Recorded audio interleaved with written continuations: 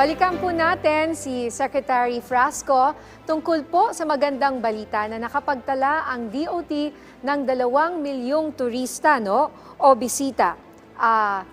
As of this month lamang. Good afternoon po, Secretary Frasco. Good afternoon. Mayong hapon. Alright. Ma'am, si Nina Corpus po ito. Kasama ko si Asik Dale. Ang una po naming tanong, gusto namin muna sabihin, congratulations po sa magandang balitang ito. Saan niyo po ma-attribute itong ganitong karaming turista ngayong buwan? Yes, napaka-good news po para sa Pilipinas na nag-breach na po tayo ng 2 million international arrivals. The world has continued to love the Philippines. And nakikita po natin na yung top source market natin ay nagpapatuloy from South Korea, the US. We also have China, Japan, Australia, among other countries in our top 10. And nakikita po natin napaka-high ng demand for our award-winning beaches and other leisure destinations. Siyempre, pati na rin po yung ating mga emerging and lesser-known destinations kasi napakarami po nating mga diverse tourism products, whether you want to just leisurely swim, gusto mo mag-diving, or gusto mong magkaroon ng immersive cultural experience, there's really something for everyone in the Philippines. Secretary, magandang hapon po. Gaano naman po kalaki ang pagkakaiba nito mula sa bilang ng mga turista noong nakaraang taon? Well, there's a very upward trajectory compared to 2023 in that we closed the year 2023 with over 5.45 million international arrivals. And here, while we have not yet finished the first semester of this year, umabot na tayo sa 2 million. And therefore, we're still on track for our end-of-year target of 7.7 million international arrivals. And hindi lang po yan, the good news with all of these international arrivals is our visitor receipts that continue to contribute greatly to our economy. And syempre, patuloy din po yung popularity ng ating domestic tourism. As a matter of fact, papunta po ako today sa Cagayan de Oro para sa ating Mindanao Tourism Expo to make sure na patuloy yung interest in tourism across our destinations in Luzon, Visayas, and Mindanao. Okay. Secretary, pagdating po sa inbound arrivals, you mentioned kanina marami na tayong turista from Korea, Japan, and Australia. Pero mula po sa anong mga bansa ang karamihan ng mga bisita natin ngayong taon? At ano po ang paraan ng Tourism Department upang hikayatin naman ang iba pang mga bansa na magbakasyon sa Pilipinas?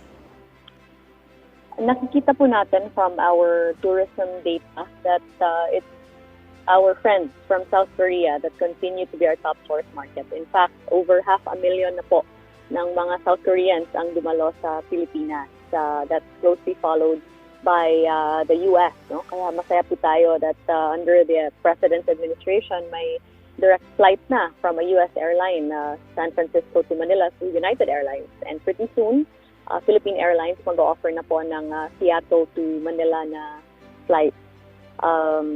As far as the other nationalities are concerned, syempre patuloy yung ating efforts in collaboration with our tourism attachés all over the world in participating in international travel and tour exhibitions.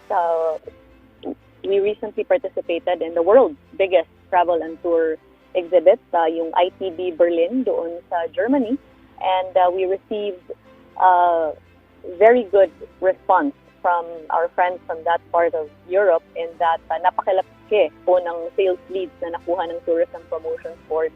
Over 400 billion po yung nakuha nila, which speaks to the demand for Philippine tourism. In the other hemispheres naman, we are actively trying to open up new markets, including India and the Middle East. Kaya it's a very good news for the Philippines na sa pagbisita po ng Amir ng Qatar, nakapirma po tayo ng Memorandum of Cooperation on Tourism. Kasi nakikita po natin yung opportunity for business travel, meetings, incentives, conventions, and exhibitions, as well as medical tourism from our friends from the Middle East na malaking opportunity sa turismo po ito.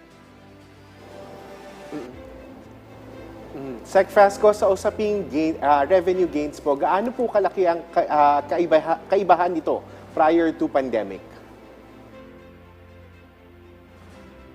In terms of? Revenue gains po. Oh yes, revenue gains. The good thing is that the resurgence of Philippine tourism has been so robust na na-breach na po natin yung international visitor receipts sa pre-pandemic number, no? So over 100% na po yung accomplishment natin in terms of regaining our international visitor receipts. And as a matter of fact, on average po, mas mataas yung average recovery ng Pilipinas compared to all the other countries in terms of recovery in international visitor receipts according to the United Nations Tourism Organization. So this is a very promising trajectory for the Philippines kasi nagpapakita po ito na yung mga turista na bumibisita sa Pilipinas, they are spending more and they are also staying longer. And these quality tourists are also the ones that are continuing to spread the good news about the Philippines. And speaking of more good news, I'm very happy to announce na nominate na naman po yung Pilipinas under the World Travel Awards, the most prestigious tourism award-giving body in the world, bilang Asia's leading beach destination, Asia's leading dive destination, Asia's leading island destination, Asia's leading tourist attraction, yung Intramuros, tsaka leading luxury island destination po yung Boracay, leading wedding destination ng Cebu, and leading tourist board po yung Department of Tourism. Wow, ang dami po nating mga nominasyon at awards. Congratulations po. Sana marami pang ibang lugar na makasama po at mabigyan ng recognition. At kasabay nga po ng inyong 50th founding anniversary, inilunsad po ng Tourism Department ang Philippine Tourism Awards. Ano naman po ang layunin at kahalagahan nito? At paano po ito makakatulong sa paglago ng turismo sa bansa? Thank you so much for that question. But first, for the World Travel Awards, inimbitahan po yung ating mga kababayan na bumoto.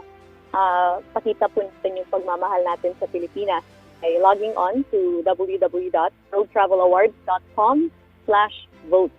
And for the Philippine Tourism Awards, we mounted these awards to recognize the hard work, the tourism excellence, pati na rin po yung accomplishments ng ating mga tourism stakeholders, destinations, frontliners, and other Filipinos that have contributed greatly to the success of Philippine tourism. Layunin po natin na mabigyan din ng recognition yung ating mga local government units, especially those that really prioritize tourism development. No?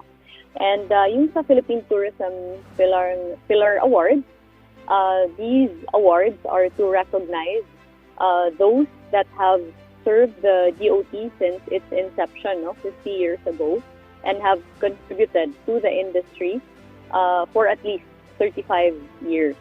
And for the Philippine Tourism Industry Awards naman, meron po tayong categories, yung institutional, individual, tourism product, media, and special awards. And open na po yung nomination for this with a deadline ng 30/2024. Maaari lamang po tayong kita sa website ng beta.tourism.gov.ph para po malaman yung guidelines ng mga parangal na ito.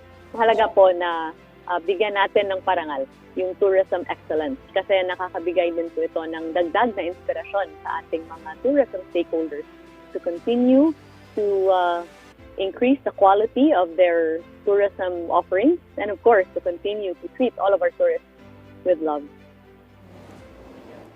Alright, napakagandang programa nga po niyan, Secretary Frasco. Maraming salamat po sa inyong oras, Department of Tourism Secretary Cristina Frasco.